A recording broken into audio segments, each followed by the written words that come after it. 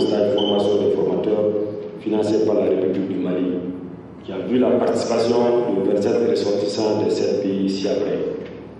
Le Bénin, le Burkina Faso, le Cameroun, la Côte d'Ivoire, le Maroc, le Sénégal et le Mali. Les participants, parmi lesquels 6 braves dames se sont illustrés tout au long du stage, proviennent également d'horizons variés mais complémentaires. En effet, cette session de renforcement des capacités a rassemblé des profils diversifiés et spécialisés en lien avec les disciplines susmentionnées. Il s'agit d'outiller les futurs instructeurs temporaires de l'IMP avec les instruments et méthodologies nécessaires à l'exercice du sacerdoce qu'est celui d'enseignant. Devrais-je dire plutôt du facilitateur.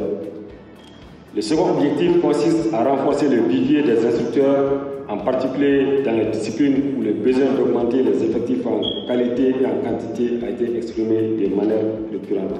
Permettez-moi de mettre en lumière les instructeurs temporaires invités pour l'occasion.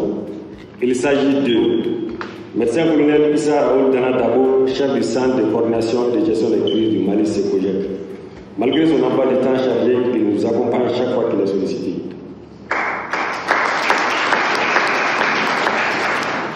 Monsieur Yacouba Sougouré, notre expert maison sur les questions de GRC, instructeur temporaire de l'IMP, chercheur au CARES, centre d'analyse et de recherche de l'espace, Sahelo-Saharien Modibo Gouita. Monsieur Alpha Bamadio, expert de l'IMP sur les questions électorales, ancien cadre de l'aménagement, il est également expert consultant pour le compte de divers organismes nationaux et internationaux.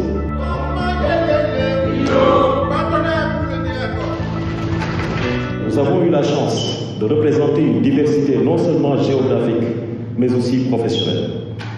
Il y a des civils, des militaires et des policiers.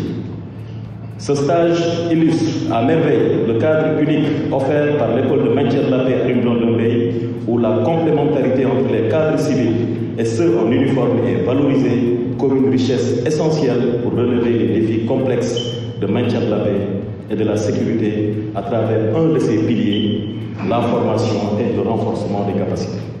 Chers collègues, la fin de cette formation n'est que le début de nos actions sur le terrain. Ensemble, nous porterons haut et fort les couleurs de l'école de maintien de la paix à Rimblon-Dombey avec l'espoir et la conviction que nos efforts collectifs contribueront à un monde plus pacifique. En ce jour mémorable, nous rendons hommage à une personnalité dont l'impact a transcendé les simples liens de camaraderie pour laisser une empreinte indélébile sur nos cœurs et nos esprits. Permettez-moi de rendre hommage au professeur Abraham Bengali. Et c'est tout naturellement que nous, ses camarades de promotion, avons souhaité lui rendre cet hommage vibrant en baptisant notre promotion Djibouti 1 2025, promotion Abraham Bengali.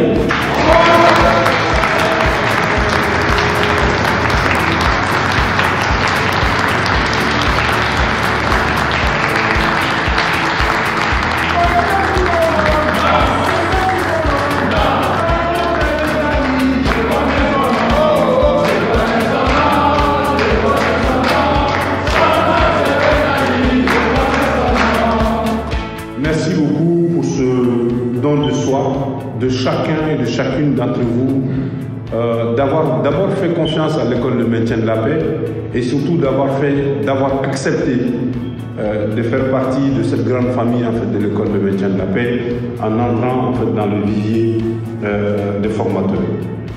Mais je voudrais simplement vous rappeler toute la pertinence de la formation qui est un des piliers en fait, de l'école de maintien de la paix.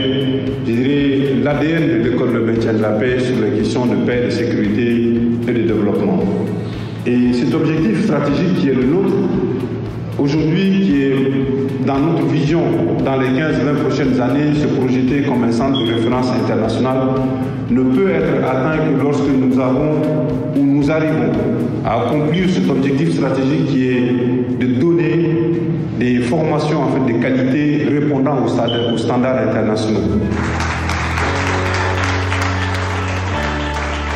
Vive la promotion Abraham Bengali, vive l'école de maintien de la paix à Rimblon-Dombey de Bamako, vive l'Afrique unie pour la paix.